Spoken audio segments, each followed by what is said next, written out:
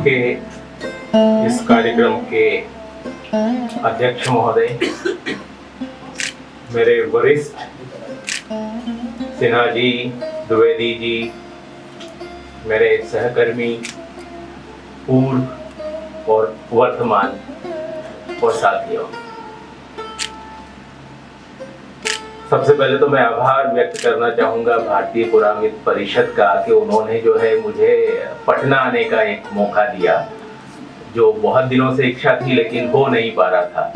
लेकिन आज इस व्याख्यान के कारण यहाँ आने का अवसर मिला और मुझे ये बताने की जरूरत नहीं है कि बिहार पुरातत्व परिषद ने जो कंट्रीब्यूशन उनका रहा है इतिहास के क्षेत्र में, और ये बड़ा दुर्भाग्य का विषय है कि पहले लगभग हर राज्यों में इस प्रकार की पुरातत्व परिषद, इतिहास परिषद थी और उन लोगों ने जो है स्थानीय स्तर पर बहुत कुछ योगदान दिया। धीरे धीरे जो है ये परिषद जो है हर जगह वो उनकी गतिविधियों में कमी होती रही और आज जो है हम देख रहे हैं कि पुरातत्व के क्षेत्र में एक वैक्यूम सा क्रिएट होता जा रहा है और जो ओरिजिनल शोध पहले हो रहे थे वो आजकल बहुत कम हो गए हैं। इनके कारणों पे गौर करने की जरूरत है। बहुत सारे कारण हैं। आजकल जो युवा आ रहे हैं वो बहुत प्रतिभाशाली हैं, लेकिन समहाउ वो जो उनमें एक आग होनी चाहिए, जो एक जील होनी चाहिए, वो कहीं मिसिंग है। कारणों पे ध्यान देने की जरूरत है। अगर हम इतिहास और पुरातत्व के बारे में बात करते हैं, आज हमारे पास ज़्यादा साधन हैं, सब कुछ सुविधाएं हैं जो पहले नहीं हुआ करती थी। मेरे बारे में जैसे अभी चर्चा हो रही थी, आप लोग बहुत अच्छा कहते हैं, लेकिन मुझे याद आता है कि जैसे एक बरगद का पेड़ होता है, बहुत विशाल वृक्ष, उसका छोटा सा गूलर होता है, उस गूलर के अंदर सैकड़ों बहुत छोटे छोटे बीज होते हैं और हर बीज में एक बरगद का पेड़ उगाने की क्षमता होती है। लेकिन ये निर्भर करता है कि वो बीज किस परिस्थिति में गिरता है। तो व्यक्ति महत्वपूर्ण नहीं होता है, बल्कि परिवेश ज्यादा महत्वपूर्ण होता है। उसको कैसी परिस्थितियां मिली। हर बीज एक बरगद बन सकता है, लेकिन शायद एक दो बन पाता है। तो ऐसा नहीं है कि वो अपने आप में कोई विशाल उसमें विशेषताएं थी, बल्कि जो परिस्थितियां उसे मिली, और इसके लिए मैं आभारी हूँ। हमेशा महसूस करता हूँ मेरे गुरुजन, मेरा विभाग, जहाँ मुझे ये अवसर मिले। और जब आज हम बात कर रहे हैं समुद्री पुरातत्व की, तो उसका भी पूरा श्रेय जो है वो मेरे विभाग को जाता है, भारतीय पुरातत्व सर्वेक्षण को, जहाँ मुझे ये अवसर मिला। ये मेरा सौभाग्य था कि मुझे प्रथम पुरातत्व अंडर वाटर आर्कियोलॉजिस्ट होने का अवसर मिला और मुझे योग्य मार्गदर्शन मिला, परिस्थितियां अनुकूल थीं, जिसकी वजह से मुझे कुछ करने का जो है सौभाग्य मिल पाया। पुरातत्व की जब हम बात करें तो I just want to take you back. Archaeology को समझने की जरूरत है और आर्कियोलॉजी को बारे में सोचने की जरूरत है। भारत में पुरातत्व का प्रारंभ अंग्रेजों के समय में हुआ, अंग्रेजों ने किया, हम उनके आभारी हैं उसके लिए। लेकिन एक सोच जो अक्सर मिलती है, अभी हम लोग बात कर रहे थे कि एक व्यक्तिवादी सोच एक हो गई है। अगर हम पुरातत्व की बात करते हैं तो हम बात करते हैं कनिंघम इरा, फिर मार्शल इरा और फिर व्हीलर इरा।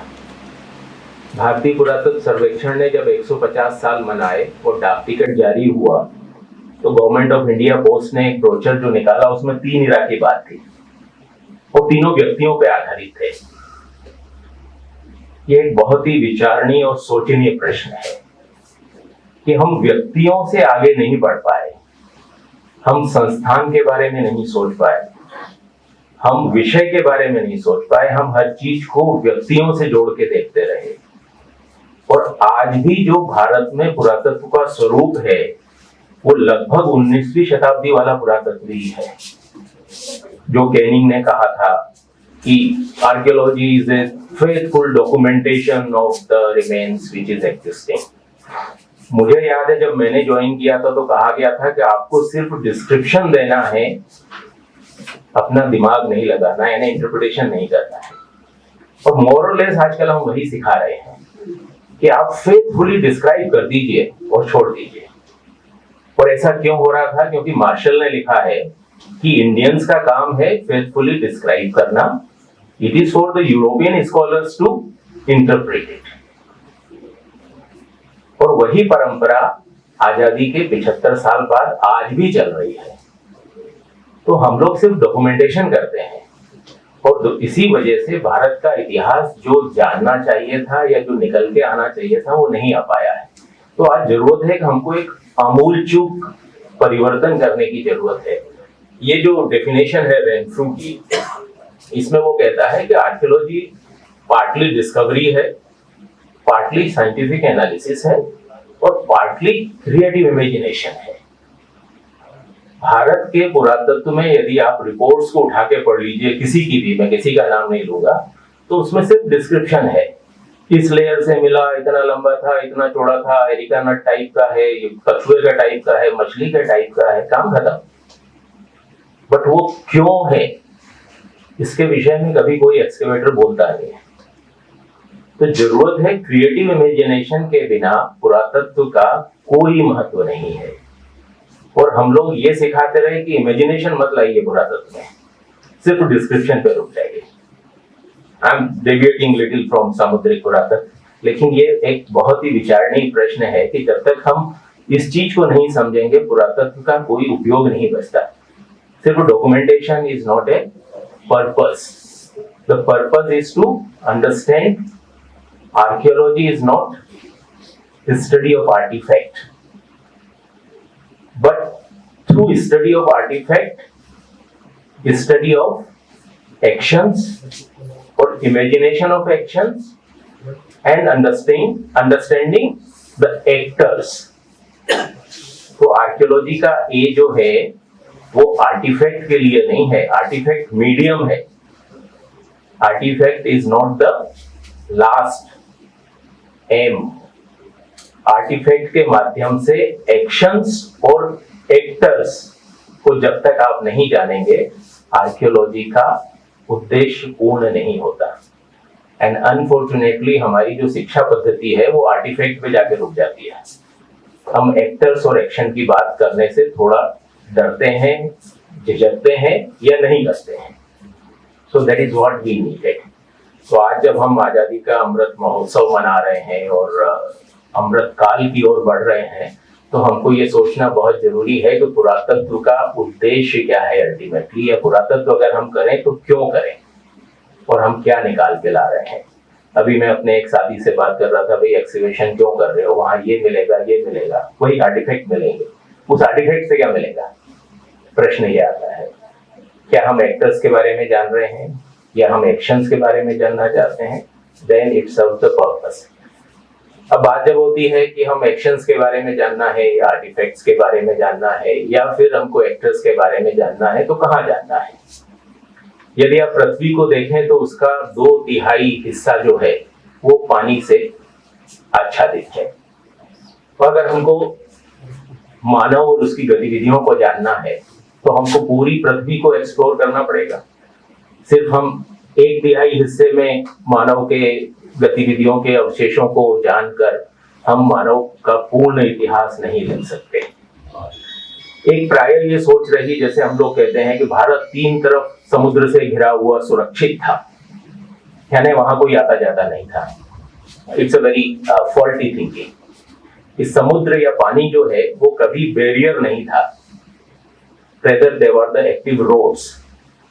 वो आने जाने के जो है सबसे सुगम माध्यम थे। तभी मैं गौतमी से बात कर रहा था, गौतमी बता रही थी वो 80 खंबा हॉल के बारे में कि उसकी स्टेप्स जो है वो जो है कैनाल की तरफ थी। तो वाटरवेज जो थे वो they were the roads and medium of transportation and trade and everything. तो पानी जो है वो ज्यादा सुगम था आने जाने के लिए, व्यापार के लिए और सारी कल्चरल एक्टिविटीज के लिए। तो अगर हम पानी का क्षेत्र को छोड़ दें पृथ्वी पे तो हम मानव के पूर्ण इतिहास को कभी नहीं जान पाएंगे। और ये जो 2/3 हिस्सा है ये आर्कियोलॉजिकल रिमेन्स की दृष्टि से बहुत रिच है। व्हेन आई से बहुत इसलिए क्योंकि ज्यादातर अनडिस्टर्ब्ड है, और अगर वो बच गया तो बहुत अच्छी स्थिति में रहता है। जमीन के ऊपर जो अवशेष होते हैं वो प्रायः डिस्टर्ब हो जाते हैं, लोग आके उठा ले जाते हैं, या फिर वो एक्सपोज होने से या परिस्थितियों की वजह से नष्ट हो जाते हैं। लेकिन पानी में जाके अगर कोई चीज दब गई तो बहुत अच्छी स्थिति में सुरक्षित रहती है। तो ये एक बेनिफिट है कि बहुत बड़ा क्षेत्र है, बहुत सारा कल्चरल हेरिटेज वहां पे है, और वो अनडिस्टर्ब्ड है। Most of the cultural heritage what you find under water वो अनडिस्टर्ब्ड है। अंडर वाटर कल्चरल हेरिटेज को डिफाइन किया है यूनेस्को की कन्वेंशन में, 2001 की जो कन्वेंशन है। मानव के वो अवशेष जो 100 साल से पानी के अंदर हैं, पार्टली हैं या फुली सबमर्ज्ड हैं, या जो है वो पीरियोडिकली सबमर्ज्ड हैं या रेगुलरली सबमर्ज्ड हैं, उनको जो है वो अंडर वाटर कल्चरल हेरिटेज की श्रेणी में रखा जाता है। उसमें साइट्स भी आते हैं, वेसल्स भी आते हैं, या और भी जो दूसरे तरह के ऑब्जेक्ट्स हैं वो सब अंडर वाटर कल्चरल हेरिटेज का हिस्सा होते हैं। यदि हम भारत की बात करें तो हम इस दिशा में बहुत समृद्ध हैं। हमारे पास 7,500 किलोमीटर से ज्यादा लंबी कोस्ट लाइन है, 1,197 द्वीप हैं भारत में। प्रायः यदि आप लोगों से पूछें तो वो कहेंगे अंडमान निकोबार और लक्षद्वीप, फिर वही भारत में है। लेकिन हमारे पास हजारों द्वीप हैं छोटे बड़े। तो और ये इनके चारों तरफ जो है बहुत बड़ा जल क्षेत्र है, और इन द्वीपों पे लोग जो है बहुत यानी प्रागैतिहासिक काल से लोग जाते रहे हैं। हमारी जो मैरीटाइम हिस्ट्री है वो 5,000 साल की तो अच्छी तरह से निर्धारित है, जबकि इससे बहुत पुरानी होगी, जिसमें अभी हमको कार्य करने की जरूरत है। बहुत सारे मेजर पोर्ट्स, कोस्टल सिटीज और सेटलमेंट्स थे, और इन सब के अलावा जो है इंटरनल वाटर्स जो हैं, हमारी नदियां, बहुत बड़े बड़े तालाब, reservoirs, dams and many other water bodies, वो सब के सब जो है वो अंडर वाटर आर्कियोलॉजी के लिए जो है बहुत ही पोटेंशियल साइट्स हैं। यहाँ दो terms I will be using, एक है under water archaeology, that means any activity पानी के अंदर, और मेरीन आर्कियोलॉजी की जब हम बात करते हैं तो हम समुद्र की बात कर रहे हैं, जो मेजर पार्ट है। तो marine archaeology is a more popular term, but under water archaeology जो है that is a umbrella term which includes all kind of under water archaeology. तो उनमें उससे कंफ्यूज ना होके, यदि and we take it both as a synonymous, underwater और marine. ये जो कुछ क्षेत्र हम देख रहे हैं ये वो कुछ क्षेत्र हैं जहाँ पे थोड़ा बहुत काम हुआ है, लेकिन भारत का जो क्षेत्र है चारों तरफ का, आप कहीं जाके गोता लगाएंगे आपको निश्चित ही वहां कोई ना कोई आर्कियोलॉजिकल रिमेन्स मिलेंगे, इतना रिच है। हमारे पास हिस्टोरिकल पीरियड के रिकॉर्ड्स हैं कि जब तूफान आया तो एक दिन में हजारों बोट्स और शिप्स डूब गए, और ये हजारों सालों से होता आया है। तो यानी लाखों नौकाएं और जहाज जो हैं वो चारों तरफ डूबे हुए हैं। उसके अलावा प्राचीन स्थल हैं और बहुत सारे अवशेष हैं। तो इतना रिच क्षेत्र है कि यदि आप कहीं भी जाके किसी भी क्षेत्र में भारत के किसी भी तट पे अगर आप काम करें तो वहां पे इसकी असीम संभावनाएं हैं। ये जो है डूबे हुए शहर या स्थान हो सकते हैं, उनके अवशेष हो सकते हैं, या वहां पे जो है जहाज हो सकते हैं, अलग अलग तरह के नौकाएं, जहाज जो है, या उनसे गिरा हुआ या बचा हुआ सामान। और भारत के अंदर जो वाटर बॉडीज हैं उनके अंदर जो अवशेष हैं, तो इस प्रकार से जो इसका पूरा क्षेत्र है वो बहुत विशाल होता है। अंडर वाटर या मेरीन आर्कियोलॉजी का एक रिलेटेड जो विषय है वो है नॉटिकल आर्कियोलॉजी, जिसमें पुराने जहाजों और नौकाओं का अध्ययन किया जाता है। और इसमें जो है वो ये जो ऊपर मीसोलिथिक पेंटिंग है, तो मीसोलिथिक पीरियड से लेके जो है हमको नौका और जहाज बनाने के प्रमाण मिलना शुरू हो जाते हैं कला में। तो उसके बाद ये हड़प्पा कालीन टेराकोटा मॉडल्स हैं, इनाम गांव की जो पॉटरी है उसके ऊपर बोट की पेंटिंग्स हैं। फिर अगले हिस्टोरिकल पीरियड में जब आते हैं तो हमको सीलिंग्स पे, कॉइन्स पे और स्कल्पचर्स में तरह तरह की नौकाओं के बारे में जानकारी मिलती है। और यदि आप भारत के तट पे देखें तो हमको बहुत विभिन्न प्रकार की नौकाएं और जहाज मिलते हैं जो कि उन विशेष क्षेत्रों की विशेष परिस्थितियों के कारण जो है वो डेवलप हुए। तो ये जो हमारी ट्रेडिशनल नॉलेज सिस्टम है उसका एक बहुत महत्वपूर्ण पार्ट है। यदि हम इतिहास की बात करें तो 1980 के दशक में इस विषय का प्रारंभ हुआ। 79 में भारतीय पुरातत्व सर्वेक्षण ने 5th 5-year प्लान में जो है प्रपोज किया था अंडर वाटर आर्कियोलॉजी को प्रारंभ करने का। और डॉक्टर एस.आर. राव जब 79 में रिटायर हुए फिर 80 में उन्होंने नेशनल इंस्टीट्यूट ऑफ ओशनोग्राफी के साथ मिलकर एक प्रोजेक्ट शुरू किया। और 1980 में ही तमिलनाडु स्टेट गवर्नमेंट ने जो है कुम्पुहार कावेरीपट्टनम के तट पे नेशनल इंस्टीट्यूट ऑफ ओशनोग्राफी के साथ मिलकर अंडर वाटर सर्वे किया था। वो पहला सर्वे था भारत में पुरातात्विक अवशेषों को पानी के अंदर खोजने के लिए, वो वहां से प्रारंभ हुआ था। अभी हम लोग बात कर रहे थे पुरातत्व की और राज्यों में स्थिति की। आज हम लोग कह सकते हैं कि तमिलनाडु एक राज्य है जहाँ पुरातत्व के क्षेत्र में जो आज सबसे अग्रणी है। वहाँ स्टेट आर्कियोलॉजी बहुत एक्टिव है और सारी पोस्ट भरी हुई हैं, बहुत अच्छे एक्सकेवेशंस हो रहे हैं और वो लोग इस दिशा में काफी अच्छा काम कर रहे हैं। तो हमको सीखने की जरूरत है कि बाकी राज्य और बाकी लोग भी उनसे सीखें और इस दिशा में जो है इसी प्रकार से व्यवस्थित कार्य करें। इतिहास को यदि हम देखते हैं तो हम पाते हैं कि जिस समय भारत में कुछ हो रहा है उसी समय अंतर्राष्ट्रीय स्तर पे भी कुछ होता है, यानी ये कोइंसिडेंस है। अगर आप पूरा इतिहास को देखेंगे तो हमेशा ऐसा दिखाई देता है, या शायद ऐसा कुछ समय आता है कि जब कहीं कुछ इस तरह से डेवलपमेंट होते हैं। तो जब भारत में पुरातत्व प्रारंभ हो रहा था उसी समय 82 में United Nations Convention on the Law of the Sea आती है। तो अंतर्राष्ट्रीय स्तर पे कुछ डेवलपमेंट हो रहे हैं, उसी समय देश में भी कुछ डेवलपमेंट्स होते हैं। ये वो पहला प्रपोजल है जो अंडर वाटर आर्कियोलॉजी के लिए बनाकर डीएसटी को सबमिट किया गया था। और उसके बाद जो है 1983 से द्वारिका के समीप जो है गुजरात राज्य में ऑफशोर एक्सप्लोरेशन शुरू हुए। प्रारंभ में जो है वो प्रोफेशनल ड्राइवर्स को लेके और धीरे धीरे आर्कियोलॉजिस्ट इसमें आए। एएसआई ने ट्रेनिंग प्रोग्राम शुरू किया और उसके बाद जो है छोटे मोटे स्तर पे जितना संभव था उस समय के संसाधनों की उपलब्धि से तो एक्सकेवेशंस वगैरह हुए। 1990 का दशक फिर महत्वपूर्ण था क्योंकि अंतर्राष्ट्रीय स्तर पे भारत के पुरातत्वविदों ने जो है इस क्षेत्र में कार्य प्रारंभ किया। और 1991 में जो एक साइट थी जो आपने ये पहले वाला देखा, ये लक्षद्वीप के समीप हम लोगों ने डाइविंग की। ये डॉक्टर के मोहम्मद हैं जो उस समय टीएसए हुआ करते थे तमिलनाडु यानी मद्रास सर्किल में। तो हम लोगों ने जाके वहाँ पे एक शिपरेक एक्सप्लोर किया था। तो 40 मीटर की गहराई तक हम लोगों ने शोध किया जो कि उस समय के हिसाब से काफी ज्यादा था। और 1996 में जो है आइकोमॉस का चार्टर आया जो बाद में डेवलप होके 2001 में यूनेस्को की कन्वेंशन बन गया।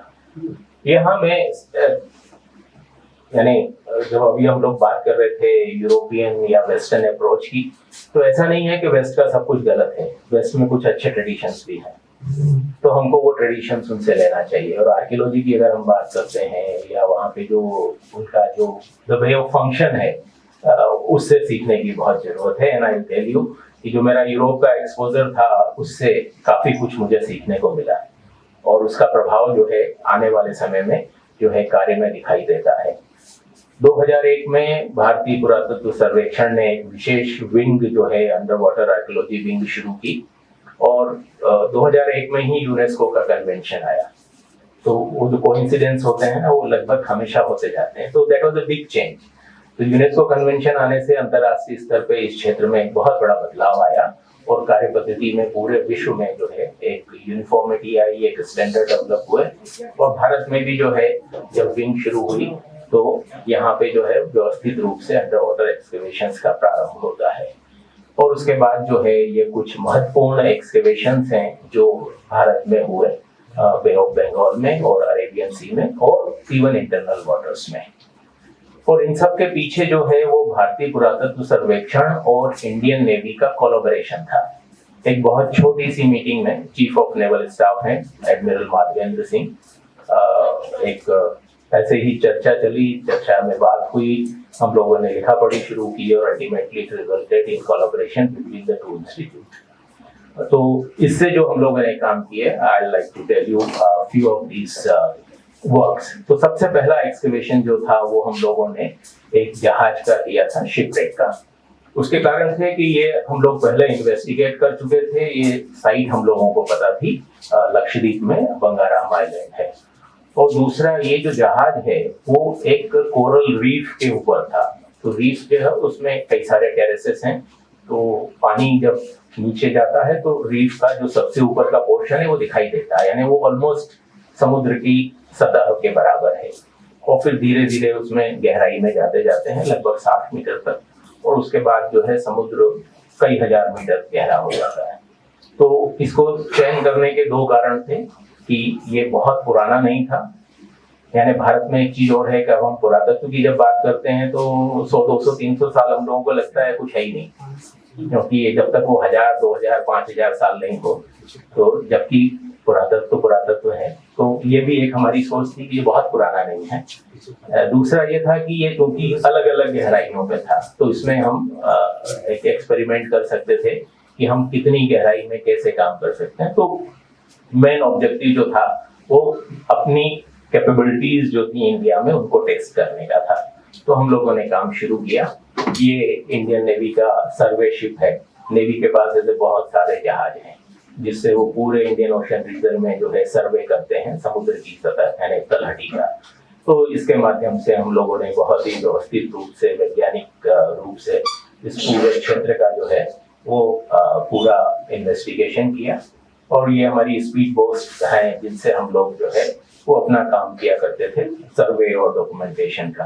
तो और ये एक बड़ी छोटी सी चीज है कि जब आप पानी में काम कर रहे हैं तो आपको दो चीजें चाहिए, है ना, जो बेसिक चीज है। एक तो ये है कि आपको एक प्लेटफॉर्म चाहिए जहाँ से आप काम कर पाएंगे, वो कोई भी जहाज हो या कोई छोटी सी नाव हो, एक वो चाहिए। और दूसरा है कि आपको पानी के अंदर जाने के लिए टूल्स चाहिए, आप पानी के अंदर जाके सांस ले सकें, क्योंकि पानी तो आप उसमें जितनी देर तक आपको काम करना है आप नीचे रह सकते हैं। और इसमें हेलमेट के अंदर यानी टॉकिंग सिस्टम है, उससे आप ऊपर वालों से बात कर सकते हैं, नॉर्मल ब्रीथ कर सकते हैं।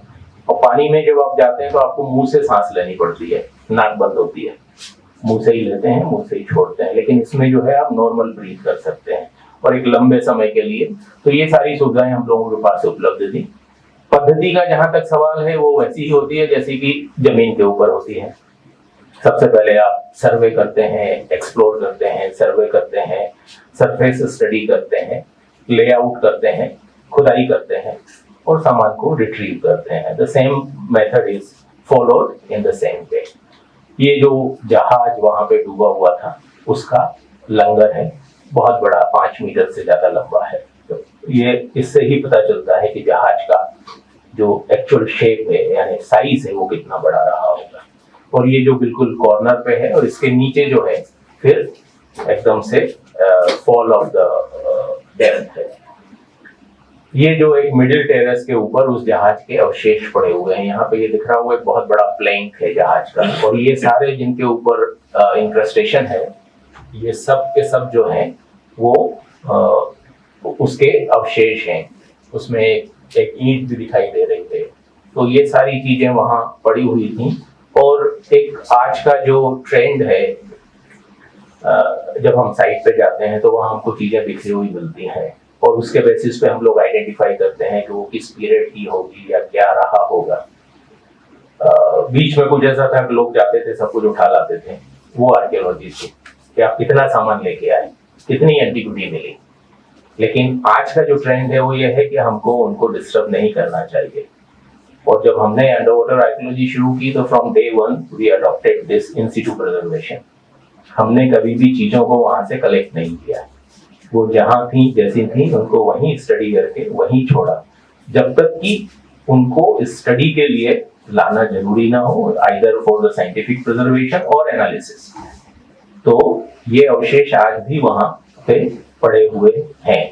तो इन सबको हम लोगों ने वहीं इन सिटू इनका फोटो डॉक्यूमेंटेशन किया। ये वीडियो कैमरा है, उससे पूरी सरफेस का डॉक्यूमेंटेशन और जो भी अवशेष वहां बिखरे पड़े हुए थे उनको वहीं पे उनकी नंबरिंग करके, उनका मेजरमेंट करके, फोटो करके ये एक बहुत बड़ा जो है मर्तबान जो ब्राउन ग्लेज स्पॉट होता है, स्टोरेज जार उसका टुकड़ा है डेकोरेटेड, तो वहीं पे उसका नंबर है, उसका साइज है, जहां था जैसा था उसको पूरा डॉक्यूमेंट करके उनको वहीं यथावत छोड़ दिया। फिर हम लोगों ने 3 ट्रेंचेस ली थी अगेन टू सी सरफेस के ऊपर जो है वो तो हम लोग स्टडी कर पाए, सरफेस के नीचे क्या है। तो उसके लिए वही इफ यू कैन सी ये लाइंस जो है येलो लाइंस दिख रही हैं, ये हमारी ट्रेंच की लाइंस हैं और यहाँ पे इसके ऊपर एक नंबर है। This is how you have to develop your own methods, क्योंकि वहाँ पे आप टेक गाड़ के तो आप एक्सकेवेशन नहीं कर पाएंगे, तो उसके लिए आपको मेथड डिवाइस करना है कि कैसे करेंगे। और इसके ऊपर ये जो है डेड कोरल्स हैं, तो इनको हटा के फिर इसके नीचे जो है एक्सकेवेशन शुरू हुआ। एक्सकेवेशन का जहां बात आती है, it may be the manual excavation normally जैसा जमीन पे करते हैं, या हम लोग जो है कुछ टूल्स की भी सहायता ले सकते हैं। तो उसके माध्यम से एक्सकेवेशन करने के बाद जैसे आपको जमीन के ऊपर रिमेन्स मिलते हैं, वैसे ही ये जो है यहाँ से कई प्रकार की पॉटरी जिसमें ग्लेज्ड वेयर थे, ब्लू और व्हाइट पोर्सलेन था, इम्बोज्ड डिजाइन वाला रेडवेयर था और कई प्रकार की पॉटरी जो जहाज के ऊपर थी वो सब मिले। इसके अलावा यहाँ से हमको मेटल के बहुत सारे ऑब्जेक्ट जिसमें कॉपर के, लेड के, आयरन के, ग्लास वेयर बहुत सारा, बॉटल्स और शिप की फिटिंग्स, वो बहुत सारी चीजें हम लोगों को यहाँ से मिली। और ये चीजें जो ट्रेंच के अंदर थी वहाँ हम लोगों ने सिर्फ 3 ट्रेंचेस ली थी 3 मीटर बाई 3 मीटर की, तो वहां से जो सामान मिला दैट वी रिट्रीव। और इसमें जो है कंप्लीट जार्स भी थे कुछ, और जो सरफेस के ऊपर एक्सपोज थे उनके ऊपर आपको इस तरह के डिपोजिशन मिलते हैं, लेकिन जो एक्सकेवेशन से मिले वो बिल्कुल मिंट फ्रेश कंडीशन में थे, जो कि ट्रेड के लिए ये साउथ ईस्ट एशिया से यूरोप के मार्केट्स में जा रहे थे, तो वो बिल्कुल वैसे के वैसे जो है वो वहां पे दबे हुए थे। और इसका जो कार्गो था, पर्टिकुलरली पोर्सलेन जो है वो बहुत महंगी हुआ करती थी, इफ यू नो। जब तक यूरोप को पोर्सलेन बनाने का फॉर्मूला नहीं मिला, तब तक चाइना से पोर्सलेन सारी दुनिया में जाती थी और वो बहुत महंगी होती थी। और जो भारत के मुगल राजा थे वो इवन यानी टूटी हुई पोर्सलेन को मेंड करके उसमें खाया करते थे, तो उसकी इतनी कीमत थी। और एक रिकॉर्डेड इंसिडेंट है कि एक बाउल जो है पोर्सलेन की टूट गई, तो उसको सजा मिली कि वो चाइना जाए और दूसरी बाउल लेके आए, तो उसकी इतनी कीमत थी। तो this was a precious cargo European market के हिसाब से। तो उसकी रक्षा के लिए इसके ऊपर जो है 14 गन्स थी जहाज के ऊपर, तो उसमें से 4 गन्स हम लोग लोकेट कर पाए और एक गन को हम लोगों ने लिफ्ट भी किया। ये लगभग 2 मीटर लंबी है एंड 1.5 टन वेट की, तो इसको हम लोगों ने जो है बैलून से लिफ्ट किया। ये जो है उस शिप की फिटिंग है, ये उसका एक बोल्ट है लगभग 1 मीटर 35 सेंटीमीटर लंबा। तो आप अंदाजा लगा सकते हैं कि उसकी जो कील होगी, जो मेन बोट, वो कितनी भारी और कितनी बड़ी होगी। और उसके ऊपर जो भी ज्यादातर जो पॉट्स थे वो कॉपर के थे और इसकी सारी फिटिंग्स जो थी वो कॉपर की थी। ये एक टेक्निक थी जो 18th सेंचुरी में डेवलप हुई थी शिप्स को बचाने के लिए, क्योंकि लकड़ी के जहाज जब पानी में चलते हैं तो उसमें वुड बोरर्स होते हैं, कीड़े होते हैं जो लकड़ी को खा जाते हैं। तो उसको बचाने के लिए कई टेक्निक्स समय समय पे यूज होती रही। उसमें एक टेक्निक थी कॉपर शीटिंग की, जो पूरे जहाज के ऊपर कॉपर की पतली शीट लगा देते थे। तो कॉपर शीटिंग का प्रयोग शुरू होता है और वो वेल डॉक्यूमेंटेड है, और यहाँ पे हमको एविडेंस मिले कि ये शीट कहाँ की बनी हुई थी और कब लगा, और इसकी सारी फिटिंग्स भी जो है वो कॉपर की थी। और यहाँ से साइड से जो है उसकी जहाज की जो घंटी थी वो भी मिली, जिसके ऊपर इसका नाम लिखा हुआ था और सन भी लिखा हुआ था। तो 1792 का ये एक जहाज था। तो यहाँ पे हम लोगों ने 9 मीटर से खुदाई करके लगभग हम लोग 60 मीटर तक सक्सेसफुली हम लोगों ने एक्सकेवेशन किया। और आज तक लगभग इंडिया पैसिफिक रीजन की का जो है ये सबसे गहरा स्थल है जहाँ पे 60 मीटर तक खुदाई हुई है। उसके बाद हम लोगों ने 2 कोस्टल साइट्स का, हम लोगों की कोशिश रही कि हम देश के हर भाग में इक्वली रिप्रेजेंटेशन हो। अरेबियन सी में, ईस्ट कोस्ट पे, वेस्ट कोस्ट पे, ऐसा ना हो कि किसी एक राज्य विशेष या एक क्षेत्र विशेष में हम लोग काम करें। तो अगला हमारा एक्सकवेशन जो था वो महाबलीपुरम में था। आई एम श्योर कि महाबलीपुरम के बारे में आप सब लोग जानते हैं। ये पल्लव कालीन यहाँ पे मंदिर और कला के अवशेष हैं। और अभी ये जो मंदिर है शोर टेम्पल के नाम से जिसे हम जानते हैं, ये है। लेकिन प्राचीन अगर हम ट्रेवलर्स अकाउंट देखें तो पिछले लगभग 300 साल से सारे यूरोपियन ट्रेवलर्स ने रिकॉर्ड किया है कि यहाँ पे और भी कई सारे मंदिर थे जो कि समुद्र में डूब गए, और यहाँ पे एक शहर था और इसका प्राचीन नाम जो है वो 7 पगोडास मिलता है। तो अभी एक है, बाकी 6 जो है वो कहा जाता है कि समुद्र में समा गए। जब वहां पे आप एक्सप्लोर करते हैं ड्यूरिंग लो टाइड, तो वहां पे समुद्र के किनारे इस प्रकार के मंदिरों के जो आर्किटेक्चरल मेंबर्स हैं वो पानी के अंदर बिखरे पड़े हुए हैं, जिससे ये तो स्पष्ट होता है कि यहाँ पे और भी रचनाएं थी जो नष्ट हो गई हैं। ये एक एरियल फोटोग्राफ है। इसमें जो एक्चुअल जो है सी लाइन ये हुआ करती थी, शोर लाइन, एंड पुराने फोटोग्राफ्स अवेलेबल हैं 1905 के, जिसमें समुद्र जो है इस मंदिर को टच करता था। बाद में जो है ये ग्रोइन वॉल बनाई गई है मंदिर को बचाने के लिए, तो ये ओरिजिनल फीचर नहीं है। तो ओरिजिनली जो है वो मंदिर बिल्कुल समुद्र के किनारे था और पानी जो है वो मंदिर तक आता था। तो इस सारे क्षेत्र में और मंदिर के नॉर्थ में एक विशेष कुछ महीनों के लिए जब वहाँ पे सेंट वहाँ से सेंट का मूवमेंट होता है, तो इस प्रकार की कुछ रचनाएं वहाँ दिखाई देती हैं। और इनको जब ट्रेस करते हैं तो पाते हैं कि ये समुद्र के अंदर तक, ये हम लोगों ने वहाँ पे एक्सकवेशन किया गहराई में जाके वाटर लेवल के नीचे। आज बात हो रही थी कि पटना में जब एक्सकवेशन होता है तो ट्रेंच में पानी आ जाता है, तो उसके नीचे कैसे जाए, ये उसका एग्जाम्पल है कि पानी के नीचे भी एक्सकवेशन किया जा सकता है, कोई प्रॉब्लम नहीं है। ये ट्रेंच है, वाटर लेवल समुद्र के स्तर के नीचे खोद के पानी के अंदर भी जाने में कोई आज की तारीख में कोई परेशानी नहीं है, खोदा जा सकता है, यानी कितना भी नीचे क्यों ना हो। तो पानी जो है वो आर्कियोलॉजिस्ट को रोक नहीं सकता सच को जानने में। तो ये हम लोगों ने एक्सकवेशन करके ट्रेंच में जो पुराने रिमेन्स है, और ये जो वॉल्स हैं ये इस प्रकार के बॉक्स लाइक पैटर्न है, और ये एक सीरीज है जो समुद्र के अंदर तक जाती है, वहाँ जो नेचुरल रॉक्स हैं। तो ये जो है शोर टेम्पल कॉम्प्लेक्स का भाग है। तो आज जो शोर टेम्पल है वो सिर्फ रॉक के ऊपर बना हुआ एक मंदिर है, बट ओरिजिनल कॉम्प्लेक्स जो था वो बहुत बड़ा था और चारों तरफ इस तरह की ये रचना थी। तो इसको हम लोगों ने जब खोदा, फिर उसके बाद यहाँ पे सिस्टमेटिक एक्सप्लोरेशन शुरू किया सर्वे का, टोटल स्टेशन से पानी के अंदर जाके। और जो है पीछे जो है वो एक जहाज दिख रहा है, ये हम लोगों का शिप है, इसका अभी क्लोजअप दिखाएंगे। और जब इस इलाके में हम लोगों ने एक्सप्लोरेशन शुरू किए शोर टेम्पल के आसपास, तो वहाँ पे आर्कियोलॉजिकल रिमेन्स मिलते हैं। ये एक जहाज था जिसको हम लोगों ने यूज किया, क्योंकि शोर टेम्पल जो है वो बहुत कम गहरे पानी में है और वहाँ पे चट्टाने हैं और गहराई बहुत कम है, तो वहाँ पे बड़ा जहाज कोई वैसा नहीं आ सकता। तो इसके लिए एम्फीबियस शिप जो होते हैं, जो कि नौसेना या सेना को लैंडिंग के काम आते हैं, जो कि बिल्कुल किनारे तक आ जाते हैं, रेत तक। तो इस शिप को हम लोगों ने यूज किया, जिससे कि हम कम गहराई में जाके काम कर सकते थे। और ये जो येलो बॉल सी दिख रही है, ये इंडिकेशन है सबमर्ज्ड स्ट्रक्चर्स का। तो यहाँ पे हम लोगों ने डाइविंग ऑपरेशन किए। वहाँ पे पानी के अंदर इस तरह की चट्टाने हैं। अगर आप लोग महाबलीपुरम गए हैं तो जो सारी की सारी केव्स हैं वो एक पैरेलल रिज है समुद्र के किनारे। वहाँ पे ऐसी 5 पैरेलल रिज हैं, 3 जमीन पे हैं, 2 पानी के अंदर हैं। तो उन रिजेस के जो रॉक्स हैं उनके टॉप जो है वो लो टाइड में ऊपर दिखाई देते हैं।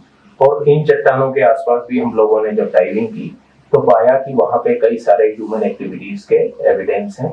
इस प्रकार के कटे हुए ब्लॉक्स जो है प्रॉपर शेप और साइज के, या इस प्रकार के कार्व्ड स्टोन जो है वो इन सबमर्ज्ड रॉक्स के आसपास हैं। और वहाँ वॉल लाइक स्ट्रक्चर्स भी हैं और रॉक्स के ऊपर इस प्रकार की कटिंग्स मिलती हैं। सामान्य रूप से अगर देखा जाए तो लगता है कि ये नेचुरल कटिंग हो सकती है, लेकिन यदि आप उस इलाके में जाके स्टडी करें तो वहाँ पे सरफेस पे भी इस तरह की बहुत सारी यानी with in the protected area, even around the area में वहां पे रॉक्स के ऊपर इस प्रकार की कटिंग्स मिलती हैं।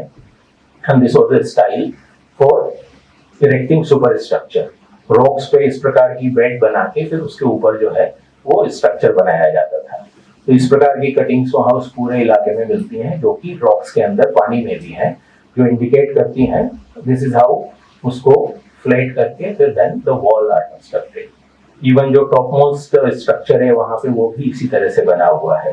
तो देन वी कुड फाइंड कि वहां पे इस प्रकार के टेम्पल कंस्ट्रक्शन के प्रमाण वहां मिलते हैं।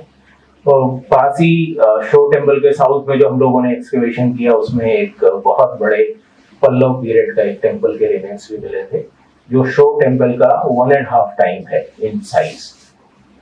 शो टेम्पल से 1.5 गुना बड़ा, लेकिन ये जो है वो सैंड के ऊपर बना हुआ था तो इसलिए कोलैप्स हो गया।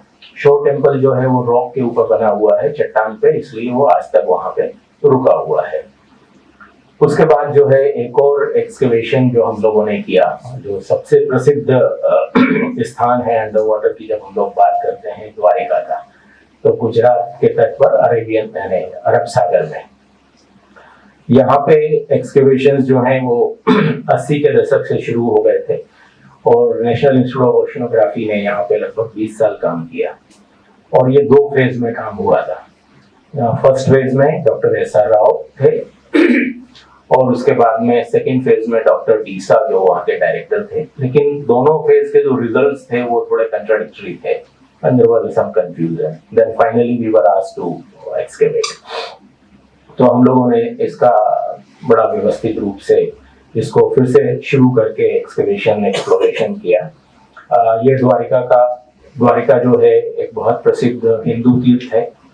ये 4 धाम में से एक धाम है और जो सप्त मोक्षदायी पुरियां हैं उसमें से एक पुरी है और यही एकमात्र स्थान है जिसकी गणना मोक्षदायी पुरी और 4 धाम में से एक होती है। तो इस दृष्टि से जो है धार्मिक रूप से इसका बहुत महत्व है और करोड़ों हिंदुओं की आस्थाएं इसके साथ जुड़ी हुई हैं। इतिहास और पुरातत्व की बात करें तो लगभग 100 साल से इसके इतिहास और पुरातत्व को लेकर शोध होते रहे थे। 1904 में F.E. पार्जीटर ने पहली बार, जब मार्कंडेय पुराण ही वाज ट्रांसलेटिंग, तब उसने पहली बार द्वारका को आइडेंटिफाई किया था वर्तमान द्वारिका से। फिर उसके बाद A.S. सल्तेकर ने इस पे काम किया 1925 में, जब उन्होंने एंशिएंट सिटीज ऑफ गुजरात लिखा। फिर उसके बाद A.D. कुसालकर ने 1943 में लॉ वॉल्यूम में अपना एक आर्टिकल लिखा द्वारिका के ऊपर, जिसमें उन्होंने डिटेल में इसके बारे में डिस्कशन किया। तो फाइनली ही कंक्लूडेड कि जो वर्तमान द्वारिका है वही द्वारिका है जो महाभारत में जिसका वर्णन आता है। तो 1945 में उनका दूसरा आर्टिकल आया था। तो ये सारे जो काम हुए थे वो लिटरेचर और इतिहास के आधार पे थे और इसके आधार पे 50 के दशक तक ये माना गया कि ये स्थान जो है वही प्राचीन द्वारिका है जिसका लिटरेचर में जिक्र आता है। लेकिन वहां कोई पुरातात्विक कार्य नहीं हुआ था। 60 के दशक में 1963 में प्रोफेसर H.D. संकालिया ने और गुजरात स्टेट आर्कियोलॉजी ने वहां पहला एक्सकवेशन किया। मंदिर के पास ही एक मकान बन रहा था, तो वो मकान जब उसको तोड़ा गया तो उसी कंपाउंड में उन्होंने 1-2 ट्रेंच लगाई थी और वहां से उनको जो है लगभग 2000 साल पुराने अवशेष प्राप्त हुए। बहुत सीमित एक्सकवेशन था, जगह बहुत कम थी एंड फाइनली जब वो नीचे पहुंचे तो hardly I think 6 feet by 6 feet का स्पेस उनके पास अवेलेबल था। फिर 1979 में आर्कियोलॉजिकल सर्वे ऑफ इंडिया इस मंदिर के आसपास के कुछ मॉडर्न कंस्ट्रक्शन को हटा रहा था, तो एक मकान के नीचे टेम्पल के अवशेष मिले। तो उसके आसपास जो डॉक्टर SR राव ने एक्सकवेशन किया था, वहां से जो अवशेष उनको मिले उसके आधार पे उन्होंने इसको जो है वो 1500 BC का आइडेंटिफाई किया। फिर तो ये 2 डेट्स हो गई थी। फिर 80s से जो है अंडर वाटर एक्सप्लोरेशन शुरू हुए और वहां पे जो है फिर ये कार्य चल रहा था। तो हम लोगों ने सबसे पहले सारा द्वारिका के बारे में जो लिटरेचर था उसको एक्सप्लोर किया और द्वारिका के कई विवरण मिलते हैं। यहाँ पे थोड़ी सी समस्या ये आती है कि महाभारत में उसकी लोकेशन जो है, दो लोकेशन दी हुई है। एक में वर्णन आता है कि द्वारिका जो है वो रेवतक पर्वत के समीप थी, और दूसरा वर्णन मिलता है कि द्वारिका जो है वो समुद्र के किनारे थी। अब रेवतक पर्वत जो है उसके बारे में कोई डाउट नहीं है, गिरनार हिल जो है उसको रेवतक पर्वत से आइडेंटिफाई किया है, लेकिन वो समुद्र से दूर है, और समुद्र के पास जो है वहां पे कोई हिल नहीं है, तो वहां कोई पर्वत नहीं है। बेट द्वारिका सर वो तो है, ऊंचाई पर है। बेट द्वारिका, हाँ नहीं fine, I am coming on that. तो एक तो ये उसकी लोकेशन जो एंशिएंट लिटरेचर में है, और घट जातक एक सोर्स है, बुद्धिस्ट जातक है जो not later than 3rd century BC है, उसमें एकमात्र वर्णन आता है जिसमें कि वो कहते हैं कि इसके एक तरफ पर्वत था, दूसरी तरफ सागर था, जिसमें दोनों का वर्णन आता है। एक चीज ये, दूसरा ये है कि बहुत सारे स्थान हैं जिनको द्वारिका के रूप में आइडेंटिफाई किया जाता है। वहां पे मूल द्वारिका है गुजरात में ही, पंच द्वारिका है, बेट द्वारिका जो आपने कहा, और द्वारिका। तो द्वारिका ये जो हम बात कर रहे हैं, हम द्वारिका की बात कर रहे हैं, जो द्वारिका शहर है, धार्मिक स्थल है। बेट द्वारिका का जहां तक सवाल है, बेट द्वारिका जो है बहुत रिसेंट वर्ड है। उसका जो नाम है उसको बेट शंखोद्धार कहते थे। बेट द्वारिका जो है ये बहुत अभी hardly not more than 2 centuries old, तो उसका हिस्टोरिकल पीरियड में रेवेन्यू रिकॉर्ड्स में सब जगह उसको बेट शंखोद्धार कहते हैं। और बेट का मतलब होता है आइलैंड, और शंखोद्धार वो शंख के आकार का आइलैंड है, तो वो उसका नाम था। अब उसे लोग बेट द्वारिका कहने लगे हैं, और दोनों के बीच में लगभग 30 किलोमीटर का अंतर है, और दो द्वारिका और बेट द्वारिका दो अलग अलग स्थान हैं। तो ये इसलिए उसमें थोड़ा सा कंफ्यूजन नहीं होना चाहिए। तो फाइनली जब इन सारे स्थानों का हम लोगों ने सारी जितनी भी प्लेसेस थे जिनको द्वारिका से पहचाना जाता था, उन सारी जगहों का एक्सप्लोरेशन किया, और फाइनली ये हुआ कि द्वारिका जो है वही सबसे पोटेंशियल साइट होती है। वहाँ पे बहुत ऊंचा माउंट है, बहुत बड़ा माउंट है, हिस्टोरिकल एविडेंस है, और ये सबसे प्राचीन होती है। गिरनार के पास उतना काम नहीं हुआ है जितना होना चाहिए, क्योंकि वो गिर फॉरेस्ट है, वहाँ काम करना बड़ा मुश्किल है, लेकिन वो भी एक बहुत आर्कियोलॉजिकली बहुत पोटेंशियल साइट है, तो उस इलाके में भी काम होने की संभावना है। देन फाइनली हम लोगों ने जो है सर्वेशिप को यूज किया, और यहाँ समुद्र के किनारे सर्वेयर्स और नेवी के प्रोफेशनल के साथ मिलकर ये हम लोगों ने जो है उस पूरे क्षेत्र का बहुत विस्तृत अध्ययन किया। ये जो सर्वे बोट है, इसमें नीचे जो आप देख रहे हैं ये सोनार्स लगे हुए हैं, मल्टी बीम सोनार, और जो है साइड स्कैन सोनार, जिससे कि साउंड वेव्स भेजते हैं जो नीचे जमीन के तलहटी से टकरा के वापस आती हैं, उससे पता चलता है कि वो उसका जो है वो नेचर कैसा है। ये हमारी सर्वे बोट है, बिल्कुल समुद्र के किनारे, और इसका जो वर्णन आता है लिटरेचर में कि द्वारिका वहां पे स्थित थी जहां गोमती नदी अरब सागर से मिलती है। तो यहाँ पे जो एक स्ट्रीम है लोकल, वो आके समुद्र से मिलता है, और उसी के पास में ये शहर स्थित है, और यहीं पे हम लोगों ने ये काम किया। तो ये जो येलो है, ये वो क्षेत्र है जिसमें हम लोगों ने बहुत ही क्लोज प्रोफाइल में, यानी बहुत ही डिटेल में कुछ सेंटीमीटर तक की मेजरमेंट्स में हम लोगों ने इस पूरे क्षेत्र का लगभग 2 नॉटिकल माइल लंबाई में और 1 नॉटिकल माइल चौड़ाई में इस पूरे क्षेत्र को हम लोगों ने सर्वे किया, और उसके बाद जो है सारा डाटा इलेक्ट्रॉनिकली कैप्चर करके, डाइविंग करके, एनालाइज करने के बाद फिर हम लोगों ने वहाँ का डिटेल्ड बाथीमेट्रिक मैप बनाया। तो ये जो कलर्स देख रहे हैं ये नंबर्स हैं, एक्चुअली डेप्थ्स हैं। ये बहुत बड़ा शीट है, यानी तो उसमें इवन 2 सेंटीमीटर का भी अगर डिफरेंस है तो that we could measure it, और फिर उसके आधार पे फिर हम लोगों ने 3 डायमेंशनल ये मॉडल है बेस्ड ऑन द सर्वे। तो इससे पता चलता है कि ये जो रिवर का पैलियो चैनल था वो पहले थोड़ा साउथ की ओर था, और अब जो है वो थोड़ा सा नॉर्थ में ये शिफ्ट हो गया है। And then based on the study of this area फिर हम लोगों ने वहाँ पे एक्चुअल वर्क प्रारंभ किया। और जब पानी के अंदर जाते हैं तो वहाँ इस प्रकार का आपको वेजिटेशन दिखाई देता है, तो it is difficult to make out anything कि वो है क्या। जब तक कि आप इसको पूरा सफाई न करें। जैसा कि किसी माउंट के ऊपर होता है कि बबूल उगा हुआ है तो आपको सिर्फ झाड़ ही झाड़ दिखाई देते हैं, नीचे क्या है पता नहीं चलता है। तो इस प्रकार का वेजिटेशन होता है। और फिर जब इसको आप साफ करते हैं और उसको फिर अच्छे तरह से, तो आपको धीरे धीरे जो है वो फीचर्स उभरना शुरू होते हैं। और क्योंकि बहुत समय से ये पानी के अंदर डूबे हुए हैं तो इनके ऊपर काफी इंक्रस्टेशन होता है, बड़ी मोटी परतें। उसको यानी हार्ड ब्रशेस से जब आप रगड़ के साफ करते हैं तो धीरे धीरे फिर उनका शेप निकलता है। और देन इट बिकम्स क्लियर कि ये जो है पानी के अंदर डूबे हुए भवनों के अवशेष हैं। क्योंकि ये जो पत्थर हैं, ब्लॉक्स हैं, वो बड़े प्रॉपर शेप और साइज के हैं, उनकी लंबाई चौड़ाई प्रॉपर कटिंग्स वगैरह।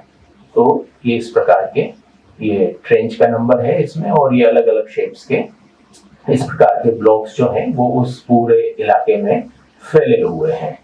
और जनरली ये टूटे हुए टुकड़े हैं भवनों के, और कुछ जगहों पे कई यानी मल्टी लेयर में भी 3-4 कोर्सेस एक साथ मिलते हैं। मैक्सिमम 4 कोर्सेस हमको वहां पानी के अंदर मिले। तो उसका हम लोगों ने प्रॉपर डॉक्यूमेंटेशन किया और drawings and photography and measurement.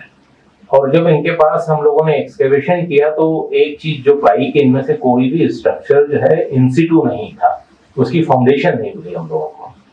तो ये यानी स्ट्रक्चर्स के टूटे हुए भाग थे, लेकिन इनका शेप क्या रहा होगा या आकार क्या था वो हम लोग नहीं पता कर सकते जब तक कि हमको उनका प्रॉपर फाउंडेशन नहीं मिले या वो इन सिटू नहीं मिले। और दूसरा जो एक हैंडीकैप था कि इसकी डेट हमको नहीं मिल पाई, क्योंकि ये पत्थर के हैं और सारे के सारे सरफेस पे एक्सपोज्ड हैं, तो इनका एसोसिएटेड मटेरियल कुछ नहीं था। अगर है भी तो वो एक्सपोज्ड है, तो कहीं से भी बात का भी आ सकता है। तो एक प्रॉपर स्ट्रेटिग्राफी में ये बरीड स्ट्रक्चर हम लोगों को यहाँ नहीं मिले। तो ये एक हमारी बहुत बड़ी जो है वो एक ड्रॉबैक रहा। हम लोगों ने वहाँ पे समुद्र के किनारे भी जो इंटरटाइडल जोन होता है, जब पानी नीचे उतरता है तो करीब 1-8 किलोमीटर का क्षेत्र जो है पूरा एक्सपोज हो जाता है।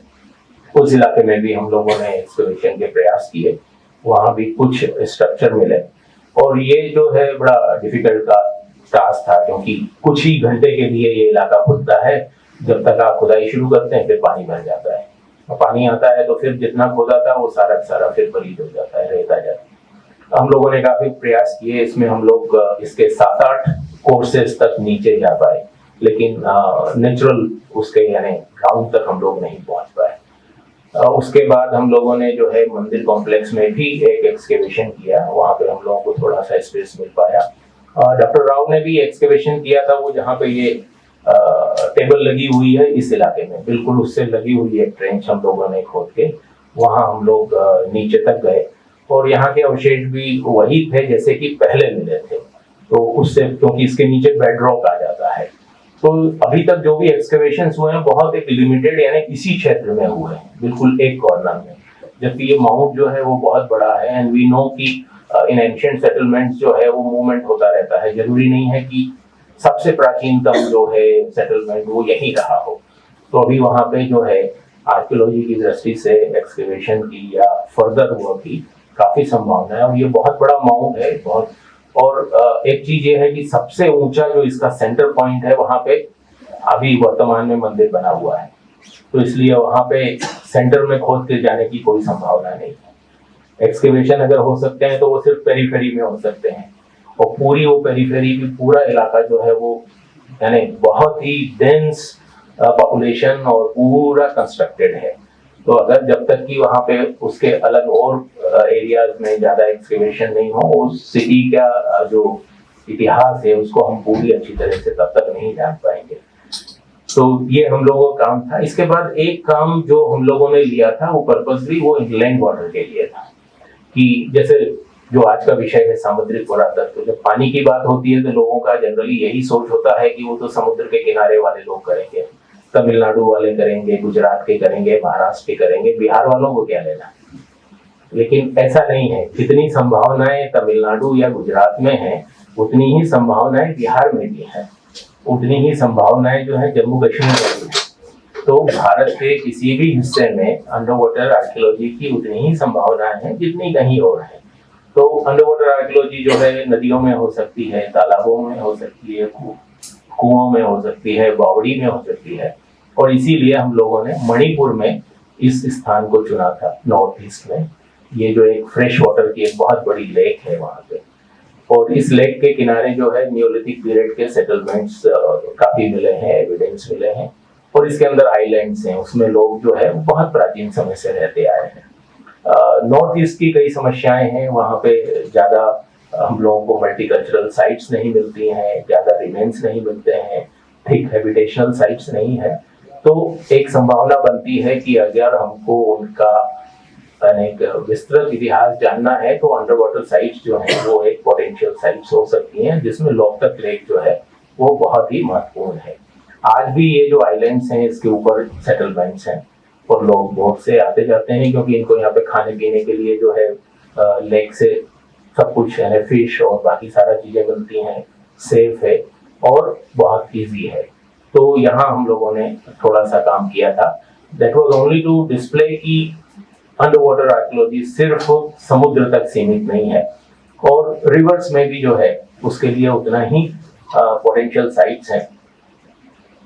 और कहीं न जाए पटना में ही गंगा के किनारे जो है पुरानी साइट्स हो या पुराने घाट हैं और पुराने अवशेष हैं, उनके खोजने की उतनी ही संभावना है जितनी कि द्वारिका या महाबलीपुरम या लक्षद्वीप में है। तो इसलिए हम लोगों को ये बड़ा क्लियर होना चाहिए कि अंडर वाटर की संभावनाएं सब जगह है। ये कुछ लिटरेचर है जो अब अवेलेबल है, सोसाइटी फॉर मेरीन आर्कियोलॉजी के भी काफी कुछ पब्लिकेशन हो चुके हैं। और इसका एक और जो पहलू है वो है एक्सपेरिमेंटल आर्कियोलॉजी का, कि प्राचीन समय में बोट्स कैसी होती थी या जहाज कैसे होते थे। ये एक प्रोजेक्ट था, इंटरनेशनल प्रोजेक्ट था, जिसमें कि ब्रॉन्ज एज में यानी हड़प्पा के समय कैसी बोट्स रही होंगी और वो कैसे सेल करती थी। तो ओमान में जो है एक बोट्स के कुछ रिमेन्स मिले थे, उसके बेसिस पे ये एक जहाज बनाया गया था, रीड बंडल बोट्स। और ये इसको ओमान से गुजरात आना था, ओमान से चला भी, लेकिन अरब सागर में एक एक्सीडेंट में जो है ये जहाज डूब गया और गुजरात तक पहुंच नहीं पाया। तो ये एक संभावना है जिसमें हम लोग यानी जो टारगेटेड ऑडियंस है वो यंग स्टूडेंट भी होते हैं, क्योंकि फिजिकली फिट होते हैं, काम कर सकते हैं। और फिर इसमें हम लोगों को काफी विषय के ज्ञान का डिस्कशन की जरूरत है। मीडिया का इसमें बहुत इंटरेस्ट होता है। अंडर वाटर की एक छोटी सी फाइंड भी जो है सरफेस की बहुत बड़ी फाइंड से ज्यादा जो है अटेंशन ड्रॉ करती है, कि पानी के अंदर अगर कुछ भी मिल जाए तो वो बहुत बड़ी खोज हो जाता है। और अब चूंकि 2001 का कन्वेंशन आ चुका है तो इंटरनेशनल कोलैबोरेशन भी आसान हो गया है, तो काम करना आसान है। हमारे पास कुछ स्टैंडर्ड हैं, एक मेथोडोलॉजी है। और ये जो दशक है 2021 से 2030 तक का, इसको UN decade of ocean science and sustainable development. तो ये एक गोल्डन अपॉर्चुनिटी है कि हम लोग समुद्र की ओर अपना रुख करें। ये एक दुर्भाग्य का विषय रहा कि कहीं किसी समय में भारत में ये एक ऐसा हमारे अंदर एक सोच बन गया कि भारतीय जो है वो अपने बच्चों को पानी से दूर रखने लगे। अगर नदी किनारे या बावड़ी किनारे या तालाब किनारे होते हैं तो बच्चों को बोलते हैं पानी के पास मत जाना, पानी से दूर रहो। तो ये जो एक हमारा इंट्रोवर्ट थिंकिंग हो गई। जबकि अगर आप यूरोप में जाएंगे तो ऐसा नहीं है, वहाँ वो कहते हैं बच्चों से कहते हैं पानी में जाओ, और हम कहते हैं पानी के पास मत जाओ। तो जब तक हम पानी के अंदर जाना शुरू नहीं करेंगे तो हम गुलाम भी इसलिए हुए थे कि हम पानी से दूर हो गए थे। हमने जो है अपने तटों की ओर देखना बंद कर दिया था। हम सोचते थे कि जहाँ पानी है वो तो पूर्णतः सुरक्षित है, वहां से कोई नहीं आएगा, लेकिन जो है इन्वेडर्स वहीं से आए। तो जब तक हम लोग पानी में नहीं जाएंगे तो हम अपना इतिहास को जो है वो पूरी तरह से नहीं जान पाएंगे। उसके लिए अभी हमारे पास बहुत सारी अपॉर्चुनिटीज हैं। इंटरनेशनल लेवल पे हम लोग काफी कुछ काम कर रहे हैं। यूनेस्को के फील्ड स्कूल्स हैं जो लोगों को ट्रेंड करते हैं। हम लोग इंटरनल ट्रेनिंग कर सकते हैं, फिर उसके बाद डिटेल ट्रेनिंग्स भी हो सकती है। इसका एक और जो पहलू है वो है इंटेंजिबल हेरिटेज का। समुद्र से जुड़ी हुई या पानी से जुड़ी हुई जो हमारे कथाएं हैं, जो जो परंपराएं हैं, जो ट्रेडिशंस हैं, अब उन पे भी जो है ध्यान दिया जा रहा है, क्योंकि धीरे धीरे हम उनसे दूर होते जा रहे हैं। तो आज जरूरत है कि जो संस्थाएं हैं या व्यक्ति हैं वो मिलजुल के इन कोलैबोरेशन जो है वो काम करें। पब्लिक का सपोर्ट बहुत जरूरी है। पुरातत्व अभी तक जो है वो गवर्नमेंट स्पॉन्सर्ड एक्टिविटी बना रहा कुछ विभागों की, वो इसका समाधान नहीं है।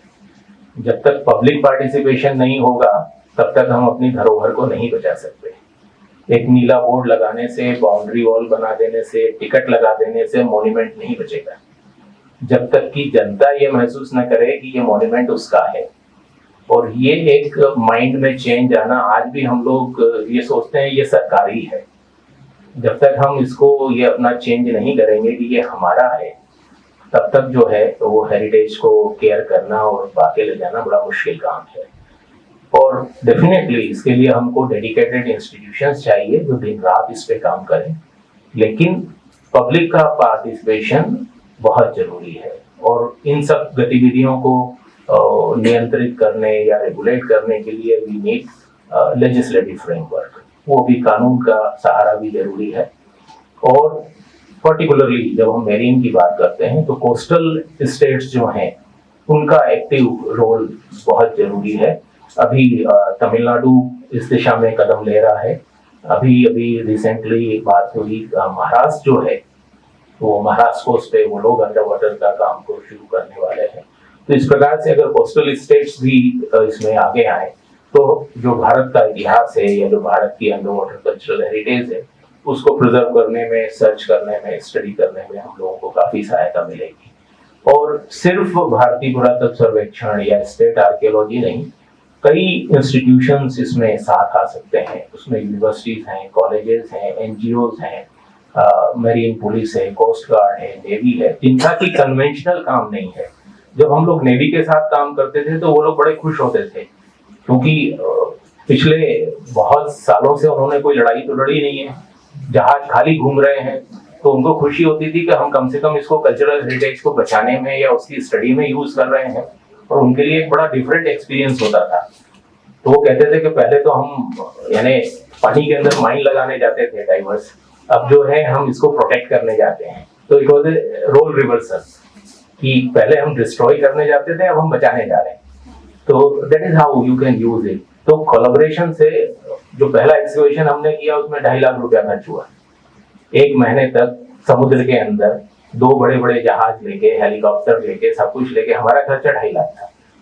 तो ये कोई महंगा नहीं है, क्योंकि उनका जहाज तो पानी में चलना ही चलना है, वो एक्सकेवेशन में लगा रहे या ऐसे ही घूमता रहे। तो कोलैबोरेशन से हम जो इंफ्रास्ट्रक्चर इंस्टीट्यूशंस के पास अवेलेबल है उसको हम बड़े आसानी से यूज कर सकते हैं अपने काम के लिए, बिना कोई खर्चा किए हुए। तो आज के समय में जो है कोलैबोरेशन इज द मूल मंत्र। अब वो जमाना चला गया कि जब कोई संस्था अपने बलबूते पे सारा काम करे, वो जमाना आज नहीं है। तो हमको जरूरत है हम सब लोग साथ में आए। हमको रियलाइज करना होगा कि ओशन जो है वो हमारी कल्चरल हेरिटेज का एक बहुत बड़ा हिस्सा है, अभिन्न हिस्सा है। उसको हमको इंक्लूड करना होगा और हमको प्लान बना के, स्ट्रेटेजी बना के इस दिशा में आगे बढ़ना होगा। और अवेयरनेस एक बहुत बड़ी चीज है कि लोगों को जागरूकता हो, वो इस बारे में जाने। और हम जो है कल्चरल हेरिटेज जो है वो सिर्फ देखने के लिए या प्रिजर्व करने के लिए नहीं है, it is for the dialogue and development, that is what UNESCO से।